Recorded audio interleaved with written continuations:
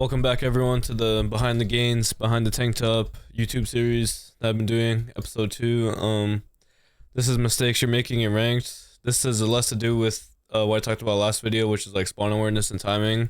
And this is just more like general stuff, like mindset, the mindset you should have going into ranked to basically get the most CSR out of your play sessions. And number one is basically just blaming teammates, everyone, it's a bad habit. It's the easiest thing to do. Just point the finger at someone else and pretend it's not your fault. But blaming your teammates basically only hurts you, and it just hurts you by reinforcing the idea that you're not the problem and your teammates holding you back. Like, you're basically just telling yourself that whenever you blame your teammates. So you're not going to look at the plays you made and then be like, oh, I could have hit out left. I could have hit out cuts here and got like a free route and flanked them. Or I could have got repulse here and lived, and my teammates could have played up off spawn, or I could have got sniped and lived. You're not gonna like think about any of that. You're pretty much just gonna blame your teammates, and you're not gonna get better because you're not being critical on yourself. So that's number one. Number two and number three kind of tie in together. Duo queuing is important once you get past 1800 CSR, because it's the only way you can stack. And also, you can only get +7, -7 respectively when you win or lose past 1800. So you need to be consistent to rank up, because you're winning and losing the exact same amount. So the best way to be consistent is with a duo that you play with and you're confident with, and then also warming up. So getting on the game and warming up for 15-20 minutes, shooting your gun in bots or watching other people play, getting your mind in that Halo mindset, thinking about the spawn awareness like I talked about last video. Thinking about spawns, thinking about just having that thought process in your mind of what you need to do on the map when you play. Going into your rank session will be huge. And then number 4 is really calling out and trying to call out. I guarantee you, if you're playing matchmaking and you're solo queuing and you start calling out, even if no one else is calling out, people will start calling out eventually. And you never know. You might just find someone you enjoy playing with. You might find like a duo you can play with, that you can team with, maybe play some tournaments with, or just play matchmaking, whatever. And you guys can just get better and just have more fun that way. But I mean, outside of that, you will also just probably have a higher chance of winning the game you're currently playing. Because if your team is calling out and the other team isn't calling out, it's just like a massive advantage you guys have. So it's definitely necessary. And that will actually help with number 5 as well. So using numbers and playing together and trading, if you guys are just telling each other what you guys are doing and what you want to do on the map, you guys will just be on the same page and be team shotting more. And this game is really all about numbers and damage. As soon as you get like a first pick or break their setup and say what you want to do, if they're getting if you guys are getting camo here, if you're gonna get OV, or if you're gonna who's running the flag, so you don't have multiple people running the flag or trying to get the power up. Just small things like that could make a big difference in game. It could be the difference between you getting an OV or going 2 dead and they have OV and now they're running your flag or something like that. So definitely try to communicate in your games. That'll help a lot. And number 6 is learning new playstyles. So a lot of people that I've coached, they say, they only play this one way.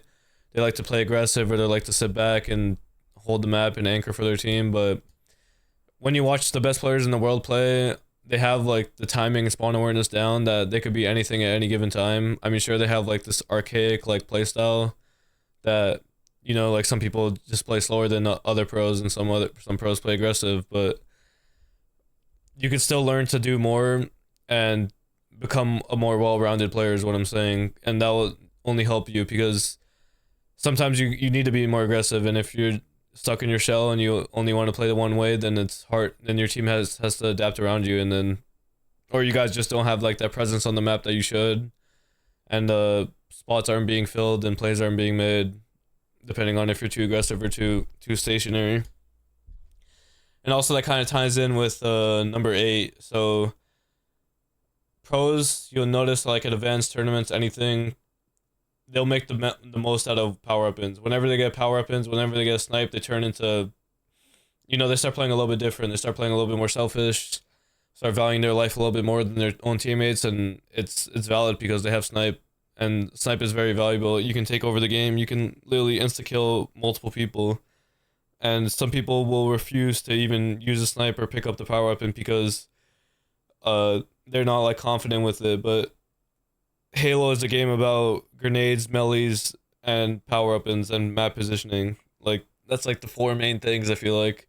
Well, I mean like spawn awareness and stuff too, but power weapons are a big part of Halo, and you need to be able to use them to their fullest extent because you could change the tide of the entire game with one sniper, one good OS, or one good camo play, and it's just really huge that you learn to use them and be confident with them, especially in ranked. Like if you put a pro player in like a diamond lobby and he grabs snipe, he's making full use of that snipe. He's getting maybe 4, 5, 6 kills, and that could be a whole hill captured, that could be a flag captured, that could be a trip cap on strongholds lasting 2-3 minutes, which is around 120 to 180 points. It's just super impactful, the things you can do with these weapons. And a lot of these maps are 2 snipes now, or they just have a crazy amount of power weapons on them, and they're super snowbally because of that.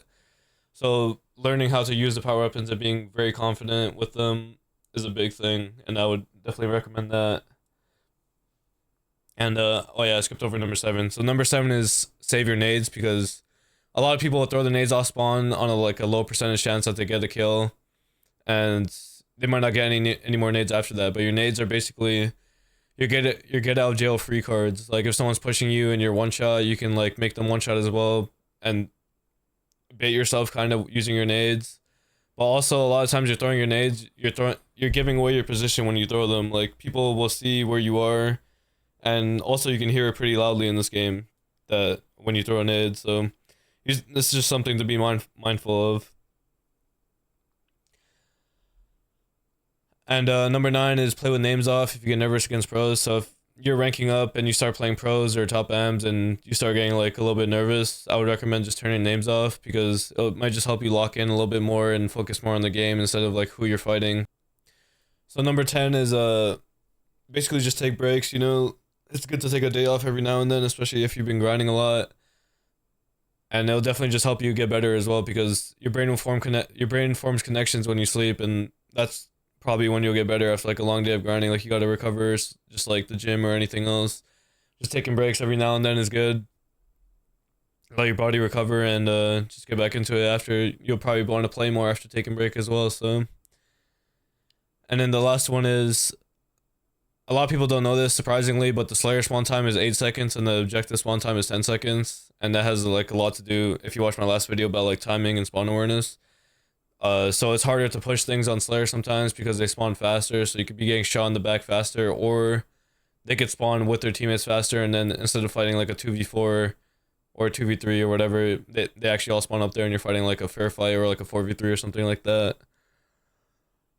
But yeah, those are like 12 tips that, I mean, I guess like a third tip or a bonus tip is that a lot of people don't realize where they're getting shot from, because they're not looking at like the red indicator on the screen when they're getting shot. That red indicator, you should be able to like extrapolate that to see where you're getting shot from at pretty much like any point.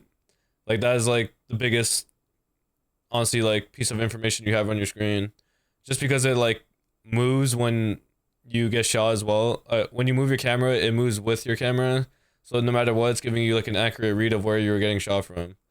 So that's like super important. Like especially when you're getting shot in the back, you can tell like how far they are, or yeah, how far they are, and if you need to cut your angle or not. But yeah, that's 13 tips on how to get better at ranked. That's not really like in-game or out-of-game stuff. Let me know if you guys enjoyed this and what you guys would like to see more of. Maybe like map breakdowns or game type breakdowns or whatever it is. Just let me know in the comments.